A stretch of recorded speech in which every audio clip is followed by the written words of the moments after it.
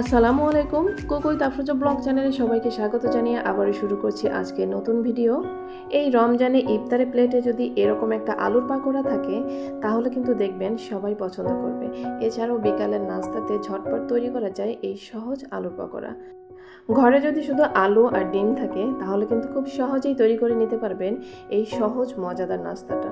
আর এই পাকোড়াটা এতটাই মজা হয়, একবার তৈরি করলে দেখবেন বারবার তৈরি করতে মন চাইবে। একবার তৈরি করে পরিবারের সবাইকে দিলে সবাই বারবার খেতে চাইবে। একদম অল্প উপকরণে এবং ঘরে থাকা উপকরণ দিয়েই তৈরি করা যায় এই নাস্তাটা। আর এই নাস্তাটা আমি কিভাবে বানিয়েছি দেখতে হলে সম্পূর্ণ ভিডিও জুড়ে সঙ্গে থাকুন।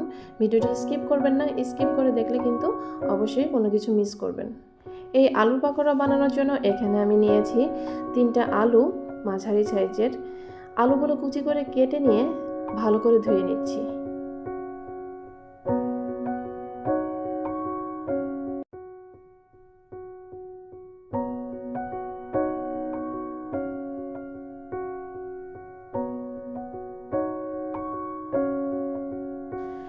এই আলু কুচি ভালো করে ধুয়ে একটি ছাঁকনিতে আমি রেখে দিয়ে পানি ঝরিয়ে নেব। অবশ্যই ভালো করে পানি ঝরিয়ে নিতে হবে।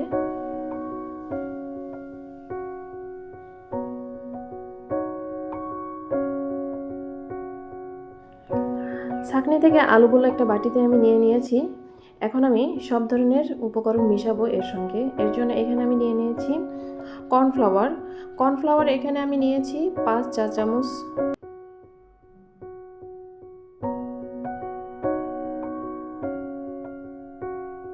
এখন দিয়ে দিচ্ছি পরিমাণ মতো লবণ।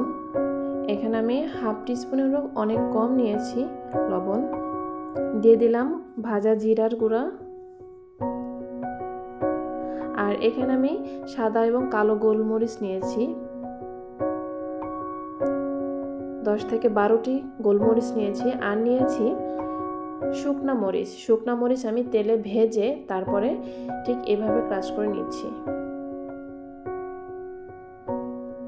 গোলমরিচ এবং শুকনা মরিচ একসঙ্গে এরকম আধা ভাঙা করে বেটে নিব।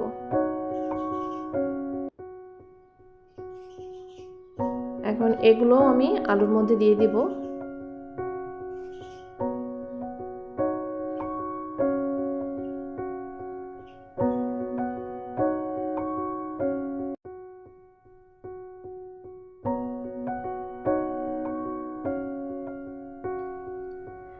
এখন এর মধ্যে দিয়ে দেব প্রাণ স্বাদের মশলা।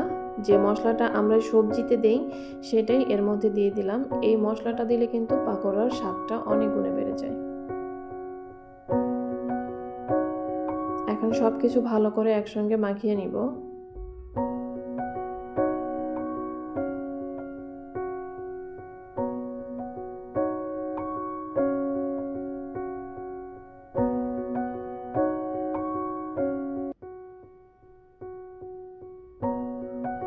এখন এর মধ্যে দিয়ে দিব একটা ডিম।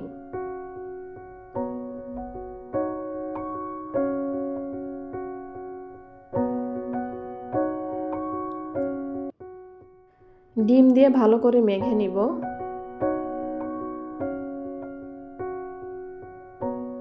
এখন দিয়ে দিচ্ছি 2টো মাঝারি আকৃতির পেঁয়াজ।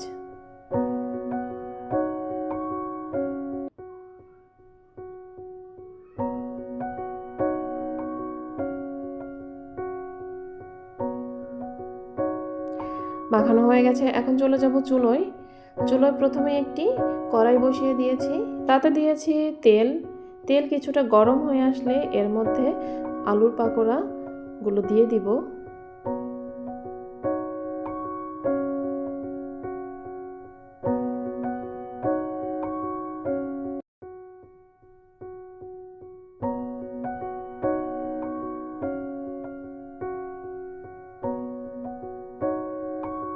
লো মিডিয়াম আঁচে এই আলুর পাকোড়াগুলো আমি ভেজে নিব।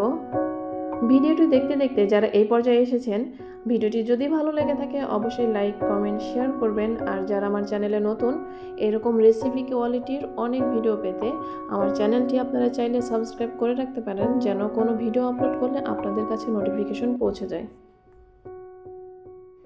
আলুর পাকোড়ার এক পাশটা আমার হয়ে এসেছে। আমি এখন সবগুলো উল্টিয়ে দিব।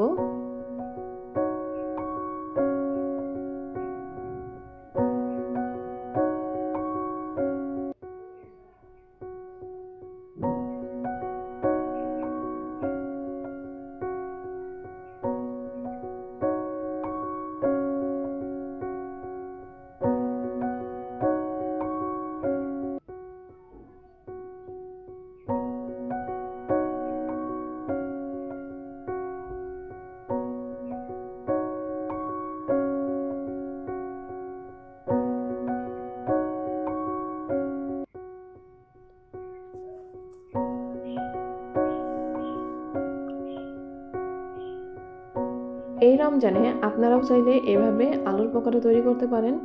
অনেক মজার একটা খাবার, যে কোনো সস বা ইফতারিতে এ ধরনের খাবার কিন্তু দারুণ লাগে, সবাই পছন্দ করবে। একবার হলেও ট্রাই করে দেখতে পারেন, খুবই মজার একটা আলু পকোড়া। আর এতটাই ইজি, খুব অল্প সময়ে এটা তৈরি করা যায়।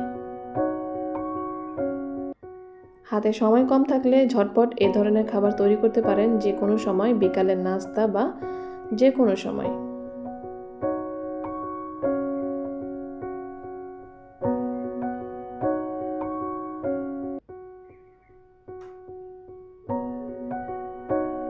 মাঝারি আঁচে আমি সবগুলো পাকোড়া এভাবে ভেজে নিব।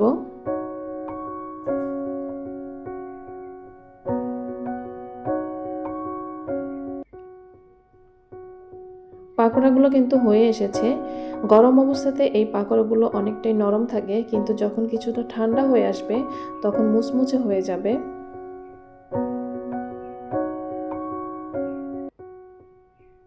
আর যেহেতু এর মধ্যে ডিম দেওয়া আছে, ডিম দেওয়ার কারণে ভেতরটা কিছুটা নরম জুসি মনে হবে, আর বাইরেরটা ক্রিস্পি মনে হবে। এতটাই মজার, মানে ভিন্ন রকমের একটা স্বাদ। তৈরি করে দেখতে পারেন, খুবই মজার একটা পাকোড়া।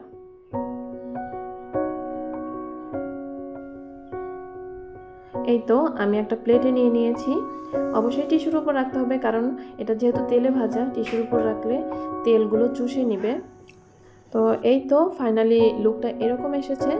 অনেক মজার একটা পাকোড়া, আপনারাও বাসায় তৈরি করে দেখতে পারেন। আর আমার ভিডিওটি যদি ভালো লেগে থাকে অবশ্যই পাশে থাকবেন, আমাকে সাপোর্ট করবেন, কেননা আপনাদের সাপোর্ট ছাড়া কখনোই সামনের দিকে এগিয়ে যেতে পারবো না।